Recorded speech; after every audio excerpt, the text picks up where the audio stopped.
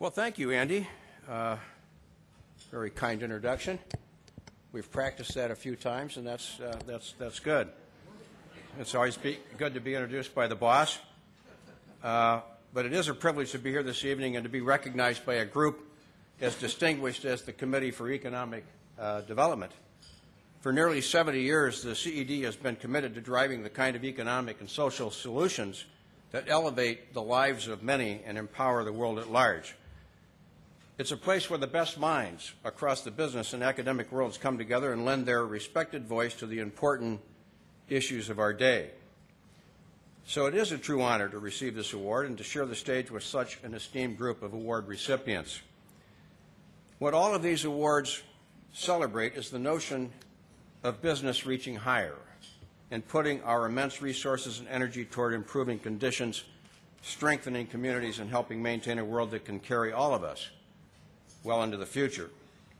This is the kind of action that's expected of corporate organizations in the world today, from NGOs, government agencies, and most importantly, from our consumers.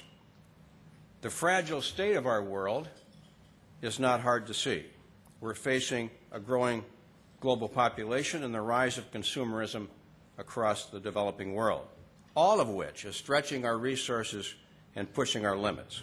It's a challenge that will continue to require fresh thinking and a strong focus from all of us.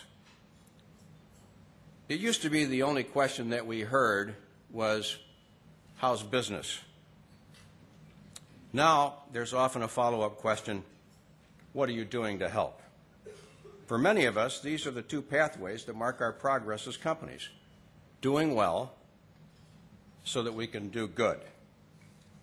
At McDonald's, we like to think we're making strides in both areas. I'm pleased to say that we continue to do well in the marketplace. In fact, the past earnings period marked our 30th consecutive quarter of global comparable sales growth. But I'm not really here to talk about our business success, unless you want me to.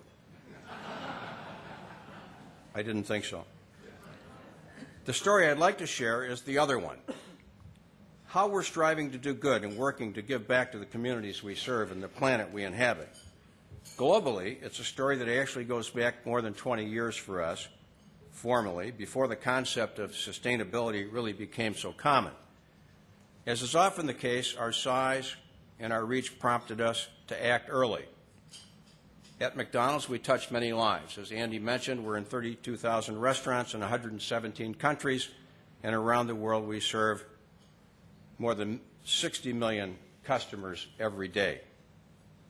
We employ about 1.7 billion, soon 1.7 million people directly and many more indirectly when you take into account our worldwide supplier and grower networks. We impact countless communities with the products we deliver and the opportunities that we create. In doing so, we utilize our fair share of resources, and we realize that doesn't come without consequence. With our greatest presence, the great presence that we have, comes great responsibility, and it's a responsibility that we readily accept.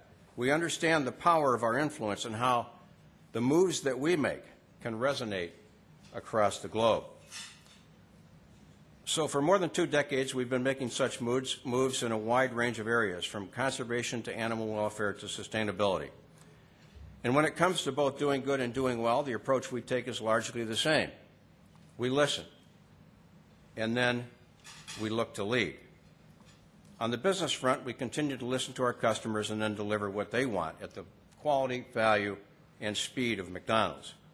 And in the realm of corporate responsibility, we knew early that it was important to listen to experts. There's an old saying that goes, no one knows less than the person who knows it all. We had the good sense to know that we didn't have all the answers, and if we wanted to make the biggest impact, we needed to engage the right people and work with the leading authorities. So if there's one word that characterizes our efforts in all of these arenas, it's partnerships. We've sought out and continue to work with the preeminent environmental and conservation groups in the world, listening to their advice, collaborating on strategies and building long-term and trusted alliances. On a formal basis, it began for us back in 1990, and a partnership with the Environmental Defense Fund to find ways we could reduce and reuse our packaging and other materials. With their help, we eliminated 300 million pounds of materials in the first decade alone, and we continue to reduce our packaging through continuous redesigns and the purchase of recycled materials. Our work with EDF has continued on a number of different fronts, and this month we celebrate our 20th anniversary of that famous partnership. We've also collaborated with other well-known groups as we continue to focus on a host of key conservation efforts, from reducing our energy output to protecting our natural resources. Several years back, you may remember, for example, we joined with Greenpeace and others to place a moratorium on further soy farming in the Amazon rainforest, and today that practice has virtually been halted. This was a partnership that certainly surprised some people, but it worked because we respected what they wanted to do and what we wanted to accomplish, and shared the same goal of achieving a real solution. And that's all that really matters. Perhaps most significantly, we've sharpened our focus and increased our efforts around what will be our true legacy in this area, creating a more sustainable supply chain. We've been working on this for nearly a decade, partnering with our outstanding suppliers as well as with leading experts and organizations around the globe. In 2001, we joined with Conservation International to create a sustainable fisheries program, and today I'm proud to say we're taking nearly 100% of our fish from sustained waters, as well as working to strengthen the overall fish supply around the world. And Charlie, I know you're a big fillet of fish fans, so that's important for you to know that those are sustainable fisheries that we're collecting your fillet of fish from.